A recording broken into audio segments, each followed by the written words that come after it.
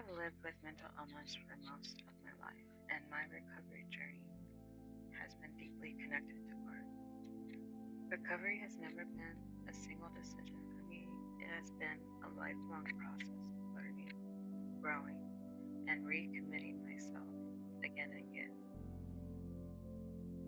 I live with schizoaffective disorder, a condition that combines symptoms of schizophrenia with a mood disorder such as depression or bipolar disorder.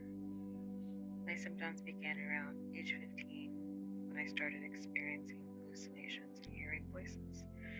Because I was heavily medicated and emotionally numb for most of my adolescence, these experiences became normalized to me instead of being recognized as signs of severe mental illness. After moving alone to Philadelphia, my mental health deteriorated significantly, leading to hospitalizations and a complete unraveling of the life I had tried to build. At 21, after years of struggle and misdiagnosis, I finally received a diagnosis of schizoaffective disorder, despite low expectations from doctors about how my future functionality and independence would materialize. I committed myself to recovery and rebuilding my life. Art became one of the most important tools in that process. From childhood, art gave me comfort and emotional release. I grew up making art with my grandmother, watching Bob Ross videos with her, and being encouraged by teachers who recognized my creativity. As my symptoms worsened throughout middle school and high school, art became both my refuge and my identity. I spent most of my free time creating. Art became a language for emotions I could not express with words.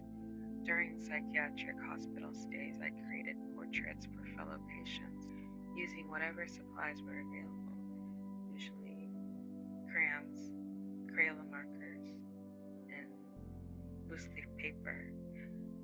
Discovering connection through creativity is what kept me going. Outlets like drawing these portraits became essential coping mechanisms and helped me maintain a sense of identity during some of the darkest periods of my life. After moving to Columbus, Ohio in 2016, and eventually finding a treatment plan that worked for me with a local recovery organization, I slowly returned to painting. As my mental health improved, my artwork shifted from dark and meticulous imagery to vibrant colors and bold forms, reflecting healing and renewed confidence. I came to understand grief as a major part of recovery, grieving the lost time, the altered future, the past suffering. But I accepted that grief, and that allowed me to begin imagining a different future for myself. My experiences also shaped my understanding of accessibility, stigma, and advocacy. Living openly with mental illness, severe mental illness, has taught me how deeply stigma impacts people with psychiatric disabilities, often creating shame, isolation, and barriers to opportunity, barriers to survival, barriers to housing, food, transportation. My art and advocacy practice seeks to increase awareness of mental illnesses and the disabling effects they have. Through art, I learned self-worth, self-advocacy, and most importantly, how to heal. Creativity gave me a way to process trauma, communicate my emotions, and reconnect with myself during periods when I felt disconnected from the world.